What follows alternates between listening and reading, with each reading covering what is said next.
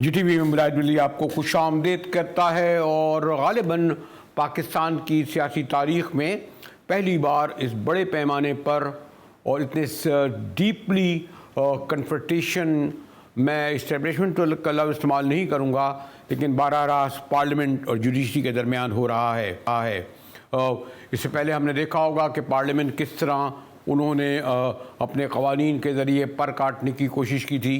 Judiciary की उस वक्त जस्टिस साकिब निसार थे, काजी साहब उस वक्त कोई और इंतज़ार करते, लेकिन फिर हमने ये भी देखा कि अब जो जजेस ख़ास तौर पर जो टर्निंग पॉइंट आया वो उन 8 इस्लामाबाद हाई कोर्ट के 8 में से 6 जजेस ने कहा कि जनाब बाकायदा उन्हें धमकियां दी जा रही हैं, उनके किचन में, उनके बेडरूम में लगाए जा रहे हैं। और उससे भी ज़्यादा सबसे ज़्यादा अहम जो था वो जस्टिस बाबर सत्तार का इस्लामाबाद हाई कोर्ट के नाम एक ख़त था और उन्होंने कहा कि ऑडियो लीक केस में जी जज साहब ने कहा कि उन्हें कहा गया है कि पीछे हट जाओ। उनका कहना था कि ये पैगाम सिक्योरिटी इस्टेब्लिशमेंट के टॉप ऑफिशियल की तरफ से मिला है, और लेकिन उनका ये भी कहना था कि ऐसे धमकी आमेज़ बयान देने पर वो कोई तवज्जो नहीं देते। जस्टिस बाबर सत्तार के बाद जस्टिस मोहसिन अख्तर कियानी भी आए। फिर सुप्रीम कोर्ट का एक बेंच बैठा है, लार्जर बेंच, जो इस केस को देखेगा। लेकिन परसों और कल पार्लियामेंट ने अपने शदीद रद्द-ए-अमल का मुजाहरा किया, बल्कि जस्टिस बाबर सत्तार के फ़ौरन बाद अटॉर्नी जनरल भी आए थे, मिनिस्टर्स भी आए थे, लेकिन यहीं तक बात नहीं रही, बल्कि पार्लियामेंट के अंदर वफाकी वज़ीर कानून और फिर MKM के नुमाइंदे और फिर नून लीग के नुमाइंदे ने खुलकर जजों की खबर ली। मैंने कहा ना कि तलाल चौधरी साहब, MKM और इस मरहले पर तमामी पार्टियां एक हो गई। और वज़ीर कानून मैंने कहा आदम तारड़ साहब तो खैर काफ़ी शदीद रद्द-ए-अमल का इज़हार किया। उन्होंने कहा आइन इस बात की इजाज़त नहीं देता कि वज़ीर आज़म को बुलाया जाए, ये कहा गया कैबिनेट को बुलाया जाए। ये तमाम सूरत हाल पर गुफ्तगू करेंगे साबिक़ चेयरमैन सेनेट मुमताज़ माहिर कानून मोहतरम वसीम सज्जाद से, मगर एक ब्रेक के बाद हमारे साथ रहिएगा।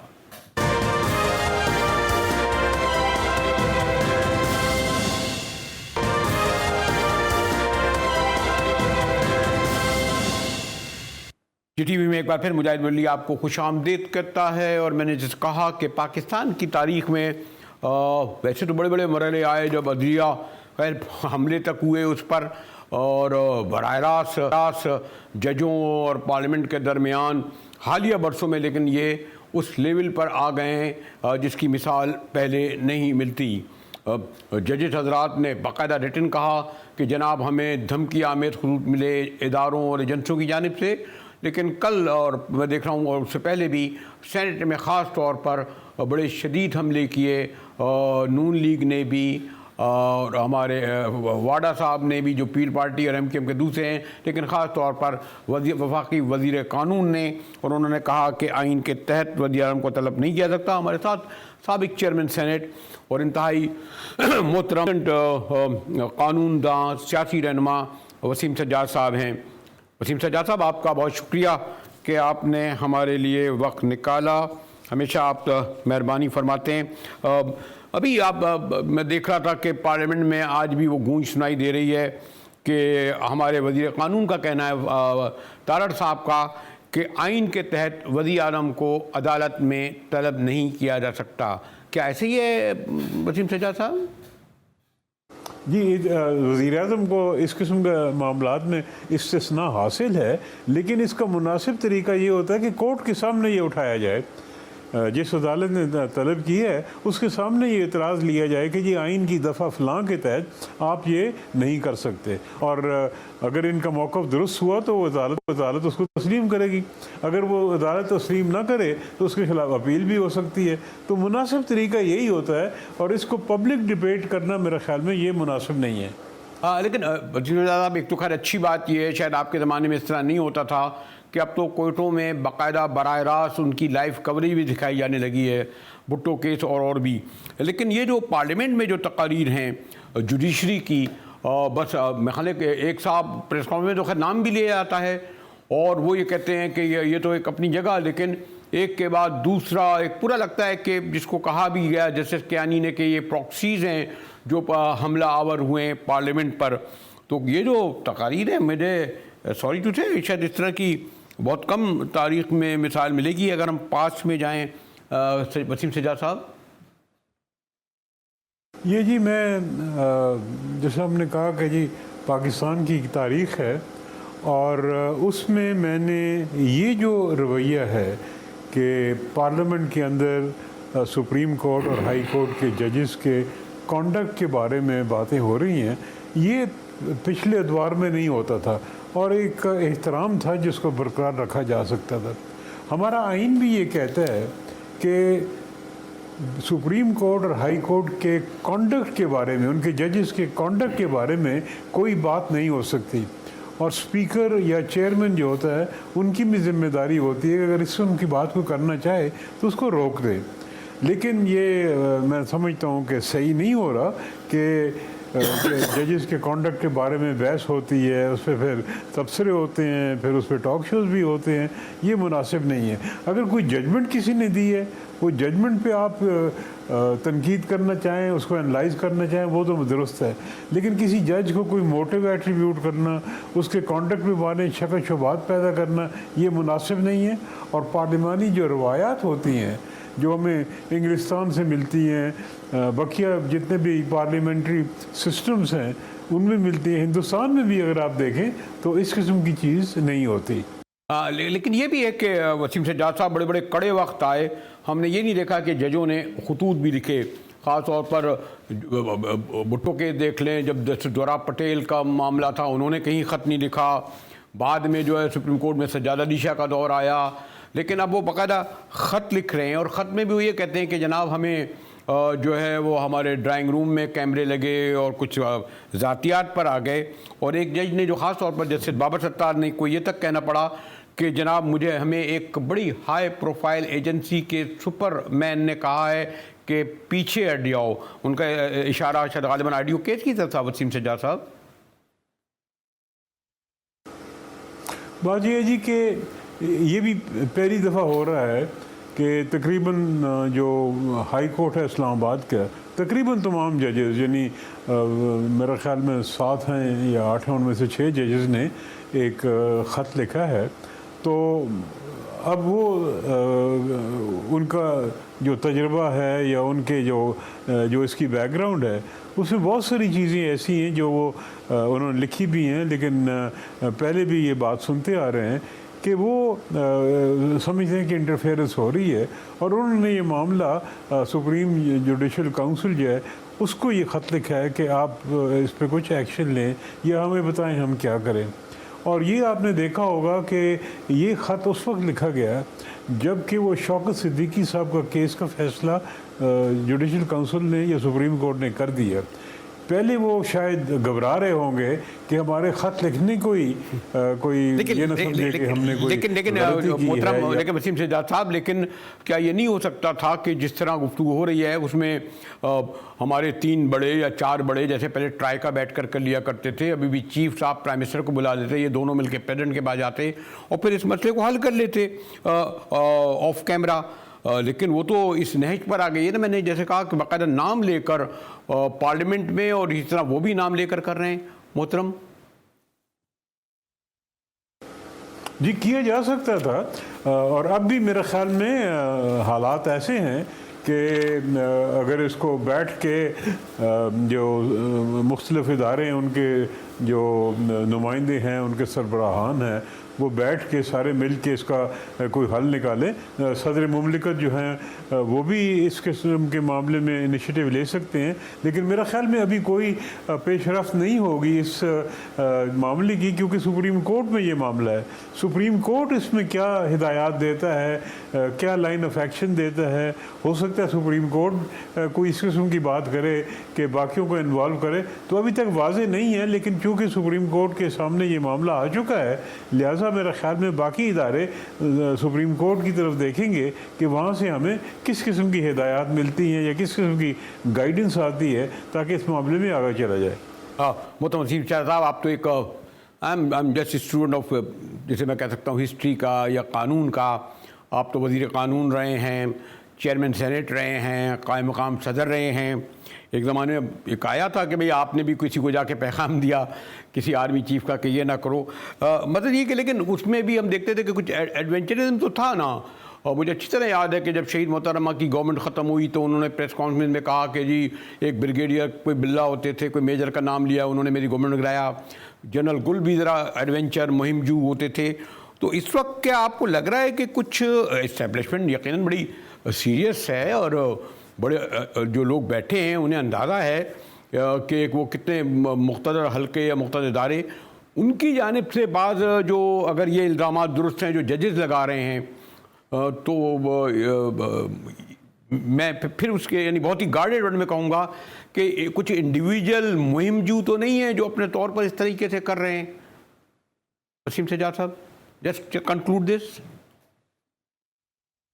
जी सही बात है जी, क्योंकि जज साहिबान ने इन चीज़ों का जिक्र किया है, इसलिए मैं कहता हूँ कि ये मामला एक काफ़ी संजीदा मामला है और जुडिशरी के तकरीबन 6 जजेस ने ये बात की है। मेरे ख्याल में अगर बाकी हाई कोर्ट्स में भी देखा जाए तो हो सकता है उनको भी इस किस्म की शिकायत हो।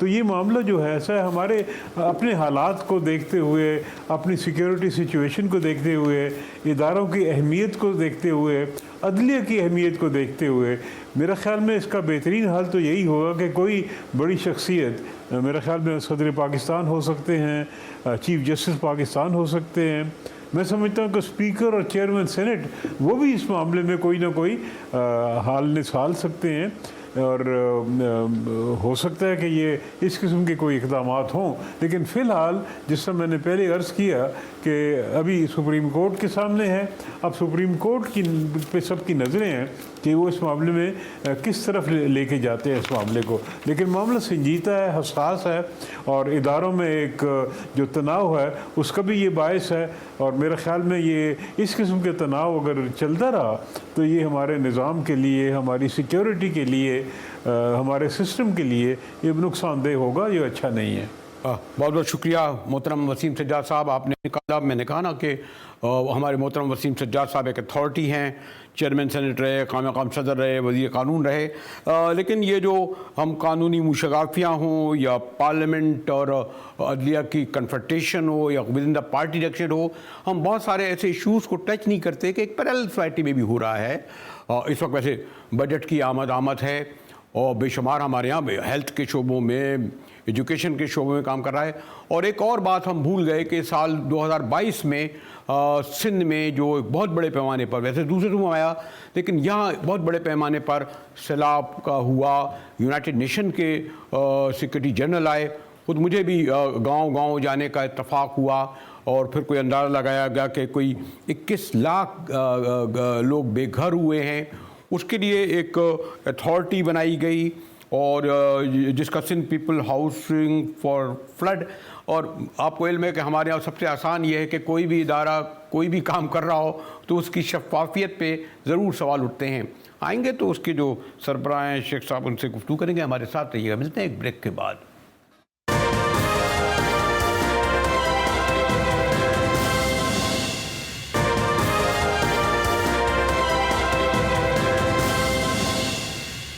GTV में एक बार फिर मुजाहिद वली आपको खुशामदीद करता है। जैसे मैंने आपसे कहा कि अदालती जंग और सियासी जंग और पार्लियामेंट के दरमियान जंग ये तो चलती ही रहती है, लेकिन हम बहुत सारे एस्पेक्ट को उस तरह तवज्जो दे नहीं पाते या ज़्यादा 2-3 मिनट में पैकेज बना के चला जाते हैं।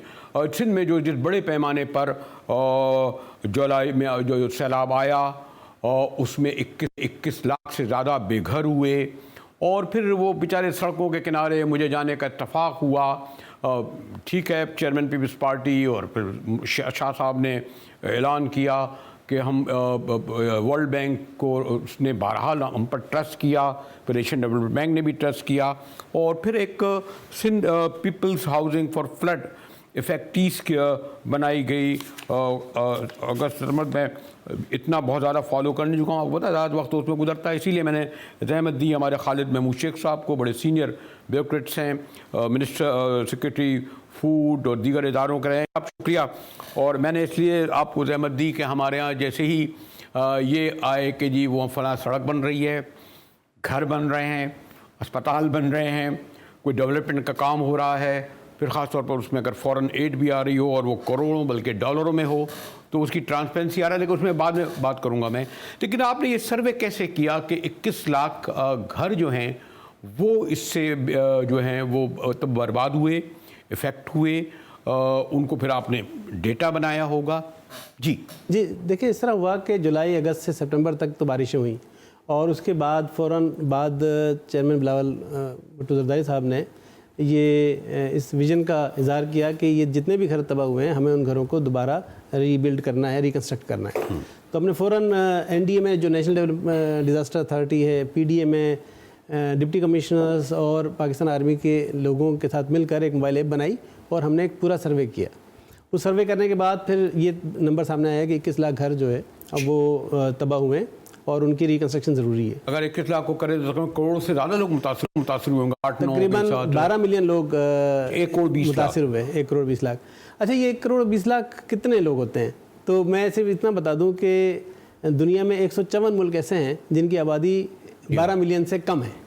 तो ये एक ऐसे मुल्क के को रिबिल्ड करने की हम बात कर रहे थे जिसकी आबादी 154 मुल्कों से ज़्यादा है। अच्छा, उसके बाद फिर हमने ये कंपनी का क़याम अमल में लाया गया जिसका मैं फिर सीईओ गवर्नमेंट ने मुझे नॉमिनेट किया।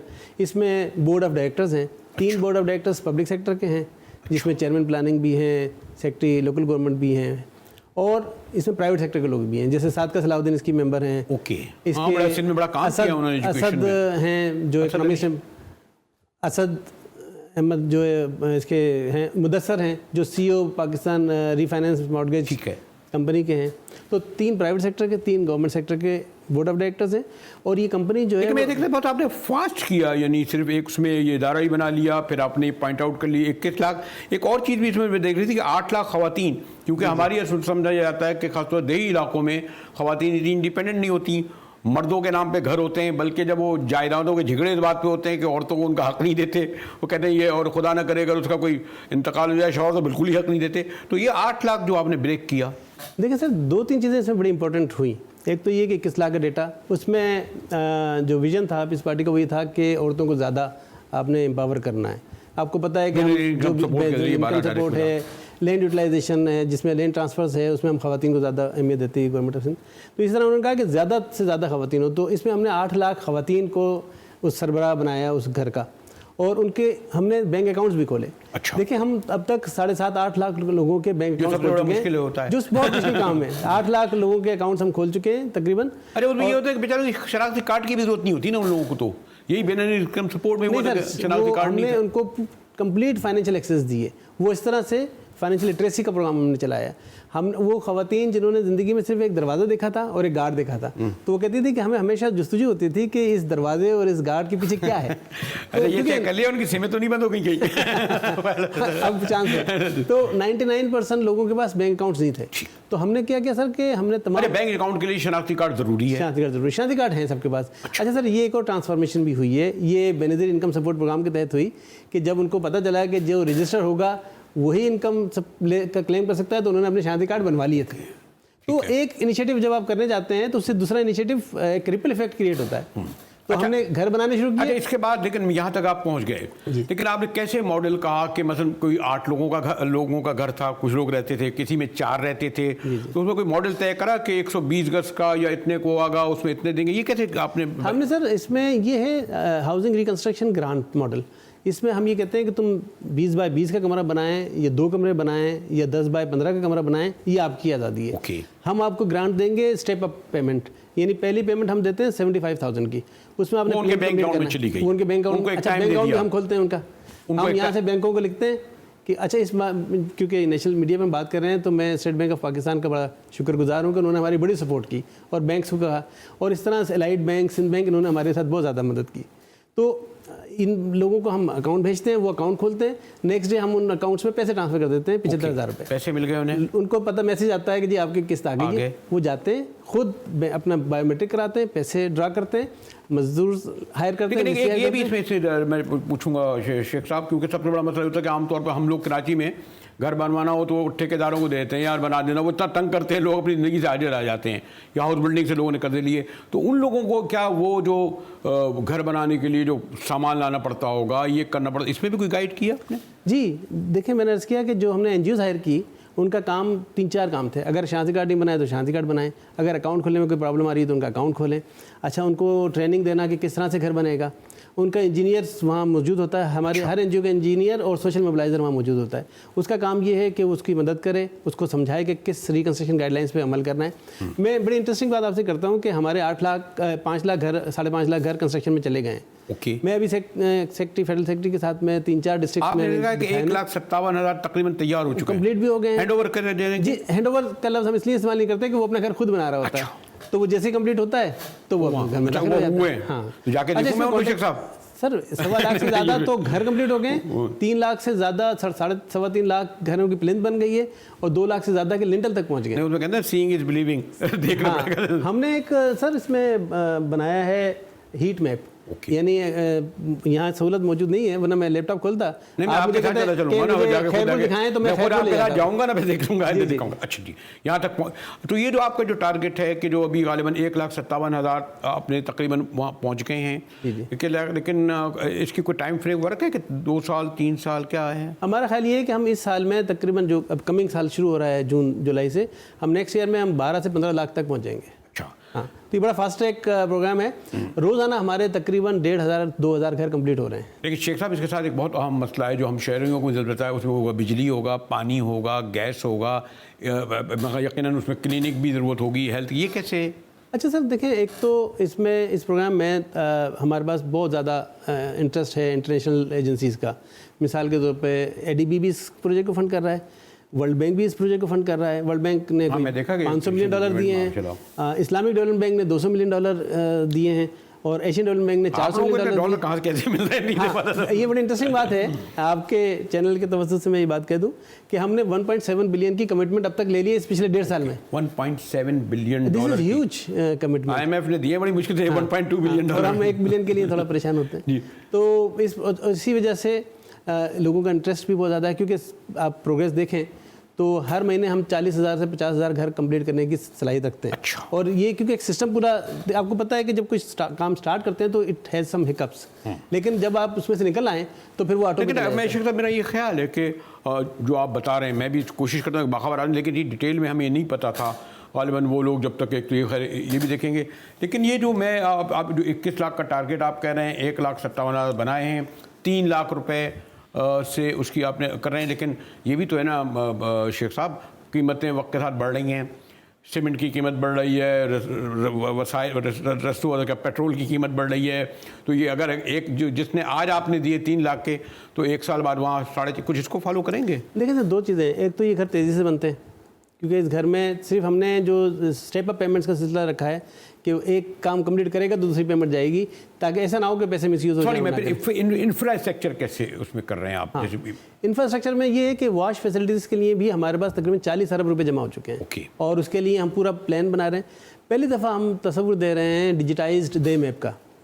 वो इस तरह से सर कि हमने वहाँ हर गांव में हम एक ड्रोन से उसका सर्वे करते हैं, फिर इंजीनियरिंग टीम जाती है और टोटल इंफ्रास्ट्रक्चर की जो एग्जिस्टिंग कंडीशन होती है और जो उसकी रिक्वायरमेंट्स हैं उसको निकाल के उसकी कॉस्टिंग कर रहे हैं। ठीक। तो ये तकरीबन 50,000 गाँव का डिजिटल मैप हम बनाने की कोशिश कर रहे हैं। अभी यूनिडो हमारे साथ कोऑर्डिनेट कर रहा है, United Nations International Development Organization है, इंडस्ट्रियल डेवलपमेंट ऑर्गेनाइजेशन, वो 160 विलेज वो टेकअप कर रहे हैं। अच्छा। वो उसकी ग्रांट दे रहे हैं हमें कि आप, लेकिन उनका कहना ये कि आप एग्जीक्यूट कराएंगे, मतलब वो पैसे देंगे हमें कुछ $7 मिलियन, और उनका कहना है कि SPHF इसको इम्प्लीमेंट कराएगा। कौन सा मुतासिर इलाका था? अगर मैं सबसे ज़्यादा सर खैरपुर में 2,18,000 घर मुतासिर हुए थे, जिनमें से 67,000 घर हमने शुरू करा दिए हैं।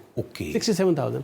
तो मैं ये आपसे रिक्वेस्ट करूँगा कि जाएँ तो पहले हम खैरपुर चलते हैं, क्योंकि वहाँ आप देखेंगे कि हज़ारों घर हाँ, मैंने कहा कुछ इलाका मेरा भी उस डंडू बाग हो, कुछ उधर मटियाली से आगे जा रहा था। वैसे तो किसी भी जगह आप जाएं, हैदराबाद के नज़दीक जाएं, ठट्टा जाएं, सजावल जाएं, मीरपुर खास जाएं, उमरकोट जाएं, थरपाकर जाएं या इस बेल्ट में आ जाएं, आप बहुत घर बन रहे हैं। अच्छा, ये उनको पाबंद बनाया गया है कि जैसे आप पाकिस्तान, मैं सॉरी टू से, मुझे शक नहीं करना चाहिए, इंसानी फितरत में बना दिया, मारे पहला बेच दिया आपको, इस बात की क्या अथॉरिटी है? अच्छा सर, एक तो ये कि गवर्नमेंट ने ये पॉलिसी की है कि इनके घर रिकन्स्ट्रक्ट किए जाएंगे।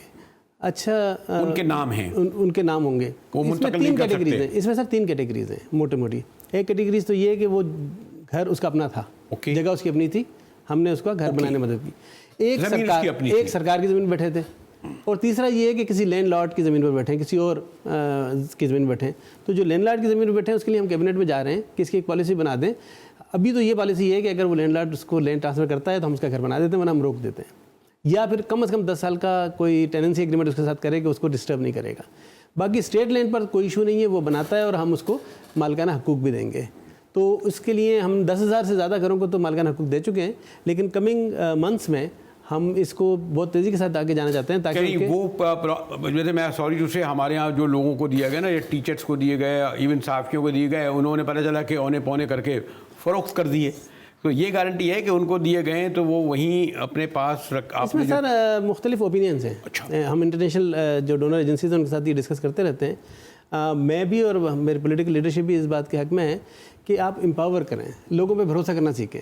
और बगाना सिंध में एक है भी, वहाँ इस तरह लोग जाते नहीं है, मतलब अगर जाएं भी सर, अगर कोई शख्स बिजनेस करना चाहता है, थर जाएगा ही नहीं, वो वहीं थरी रहेगा। सर इसको अर्बन भी ले लेते हैं ना। अगर अर्बन आपका अपना घर है, अब अगर आप उसे बेच के कोई बिजनेस करना चाहते हैं, आपको पता है ऐसे बहुत सारे लोग करते हैं, तो हमें उसको ये डिस्क्रिप्शन देना चाहिए कि वो अपनी ज़िंदगी को बदलने के फैसले कर सके। तो मैं इस बात के हक में हूँ कि 3 साल के बाद या 4 साल के बाद वो उस मकान को बेच सके, क्योंकि अगर आप उस मकान को बेचने की इजाज़त नहीं देंगे तो उसकी वैल्यू नहीं रहेगी। फिर आपके जो फॉरेन डोनर जो आपको दे रहे हैं, यकीनन वो फॉलो भी करते होंगे। IMF के बाबू बैठे हैं ना, अभी पैसे लेके दिए नहीं है, हर वक्त बैठे पूछते रहते हैं क्या करोगे, ये करोगे। आप लोगों को क्या, जो ख़ासतौर पर वर्ल्ड बैंक ने जो $50 करोड़ दिए हैं, उनकी टीम भी वक्तन फ़वक्तन? सर हम विज़िट कम करते हैं, वो विज़िट ज़्यादा करते हैं। अच्छा।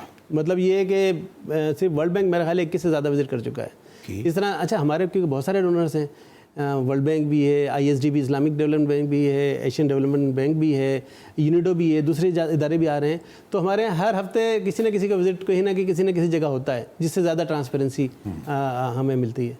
तो ये जो इतना बड़ा, मैंने जैसे आपसे कहा कि 24 अजला में 21 लाख घरों का टारगेट है, और आपने तकरीबन 20 लाख मुतासरीन का तकरीबन कंप्लीट कर लिया गया है। डेटा हमारे पास है, डेटा हो गया है 8 लाख के अकाउंट्स खोल लिए, 7.5-8 लाख के अकाउंट्स खोल लिए और अब बस हम ये कंस्ट्रक्शन का काम चल रहा है।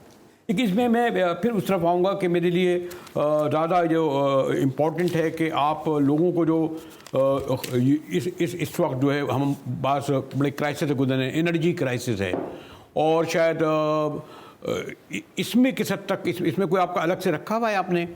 एनर्जी क्राइसिस का मतलब ये कि वहाँ तक पोल कैसे जाएंगे, वहाँ से गैस कैसे जाएगी, वहाँ कुएँ वहाँ पर होंगे या नहीं होंगे, वहाँ से पानी कहाँ से लाएंगे? जी, ये इसमें टोटल प्लानिंग हम, जैसे मैंने आपसे अच्छा, थाने वाने भी रखे होंगे नहीं वो भी और ये दूसरी चीज़ें सर ऐसा डेवलप खुद ब खुद होती हैं। इसमें ये कि हम क्योंकि उसका इंफ्रास्ट्रक्चर प्लान भी कर रहे हैं, और मैंने जैसे अर्ज़ किया था शुरू में प्रोग्राम के कि हम 40 अरब रुपए हमने वाश के लिए एलोकेट भी कर दिए हैं। तो ये इंफ्रास्ट्रक्चर भी आहिस्ता आहिस्ता डेवलप होना शुरू हो रहा है।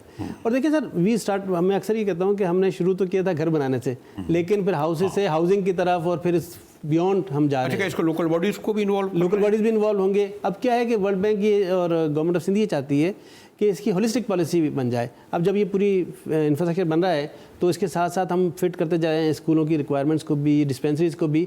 तो इस तरह से ये पूरा मैप जो है ना, मैं उधर आना चाहता, आपने अच्छा बता दिया कि मतलब अगर किसी का घर है तो उसके करीब उसको स्कूल भी चाहिए, उसको क्लिनिक भी जरूर चाहिए, कम से कम बेसिक हब भी चाहिए, एक इकोनॉमिक हब भी चाहिए जहाँ से मार्केट और बाजार भी हो। हाँ सर, जैसे मैंने आपसे अर्ज़ की कि हम घर बनाने निकले थे, लेकिन हमने साथ साथ फाइनेंशियल लिटरेसी का काम भी कर लिया और इनको बैंक अकाउंट भी खोल के दे दिया। अब मुझसे पाकिस्तान में आपके इल्म में होगा कि 5 डिजिटल बैंक्स नए अभी खुले हैं। और डिजिटल बैंक का मतलब ये कि ब्रांच नहीं होती, वो सिर्फ डिजिटली कनेक्ट करते हैं। अब उनमें से 3 बैंक्स जो हैं मेरे साथ बार बार मीटिंग कर चुके हैं। They are eyeing this population कि हम किस तरह से इसमें इन्फ्यूज़ करें और उनकी लाइवलीहुड को कैसे बेहतर किया जाए, उनकी फाइनेंशियल एम्पावरमेंट कैसे की जाए। तो जब आप एक काम शुरू करते हैं ना, उसके साथ साथ एक और सवाल आ रहा है, मैं कहूँगा मतलब इसकी वजह से जब इतना बड़े पैमाने हुआ तो अनएम्प्लॉयमेंट भी हुआ। सर अभी इस्लामिक डेवलपमेंट बैंक नहीं sorry ILO International Labour Organization, और आपने, मैं देख रहा था कि कोई 2 लाख लोगों को आपने कहा है कि हम न्यू जॉब देंगे।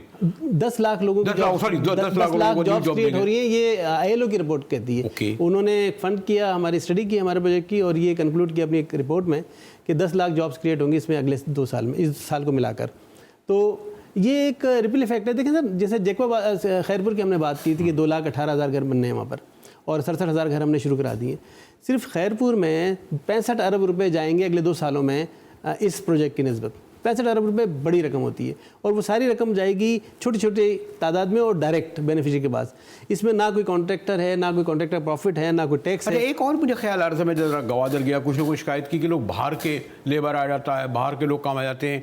यहाँ जो लोगों ने काम करा, जो भी घर बनाने के सिलसिले में दरवाजे लाए, फलान लाए, सामान लाए, ईंटें लाए, वो लाए, तो ये कोशिश की गई कि लोगों वही लोकल, टोटल आर्टिजन लोकल है। अच्छा, अगर आप उन घरों की तस्वीरें मैं देखें, इतने खूबसूरत घर हैं। ये मैं देख रहा था, खुद के। और आप बड़े मतलब मुतासिर होंगे कि लोगों ने, जब कुछ नहीं था, वो गालिब ने कहा ना कि घर में था क्या कि तेरा गम से गारत करता वो जो रखते थे एक हसरत तामीर।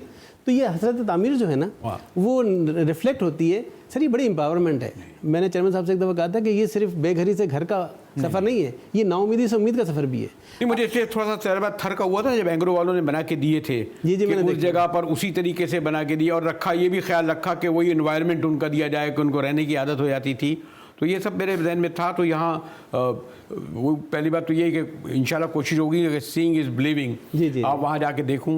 लेकिन जो रिपोर्ट आई है, और जो ख़ासतौर पर आप अगर वर्ल्ड बैंक और एशियन डेवलपमेंट बैंक, ये लोग तो आजकल बड़े पैसे देने में बड़े कि दे टेक ग्रेट केयर के चीज़ों को देखें अच्छी तरह से। तो और वही मैंने कहा कि इसकी शफाफियत वो अभी तक उस पर पूरी जो आप शफाफियत के हवाले से जैसे मैं अर्ज़ करूँ कि बिग 4 हमारे यहाँ एक टर्म यूज़ होती है ऑडिटर्स की पूरी दुनिया में। बिग 4 में 4 ऑडिट फर्म्स होती हैं, EY होती है, Ernst and young, KPMG, PwC water. ये तीनों फर्म्स हमारे साथ इस प्रोजेक्ट में काम कर रही हैं। एक प्रोजेक्ट इम्प्लीमेंटेशन पार्टनर है, दूसरा एक्सटर्नल ऑडिटर है, तीसरा इंटरनल ऑडिटर है। तो शफाफियत इसी वजह से देखकर तमाम यूनाइटेड नेशंस के इदारे जो है ना, वो भी इस साल के आखिर तक आप 50% लोगों तक उनको घर उनके अपने हम शुरू करा चुके होंगे, और नेक्स्ट ईयर में हम 75% कंप्लीट कर चुके होंगे। आपका इल्म है कि कोई डेवलपमेंट की बात हो, कोई अच्छी बातें हों, अगर ये होता, मैं शेख साहब से कहता नहीं शेख साहब वो सुना है फला आदमी के साथ ये हो गया, तो लोग कहते हैं ये बात ही, तो इसमें वक्त भी कमी होती है, उसको समेटना भी मुश्किल होता है। लेकिन जो शेख साहब की गुफ्तगू लगाया, और खैर मैं एक आपको इल्म है कि मैं शहर गाँव का रहा हूँ, तो शेख साहब से मैंने कहा अभी कि इनके साथ अभी ज़रा गर्मी ज़्यादा है, ज़रा कम हो जाए, हीट वेव ऐसा ना हो उसके शिकार हो जाए, तो जल्द ही वो देखेंगे। जैसे कहते हैं ना, सीइंग इज़ बिलीविंग। लेकिन यकीनन जो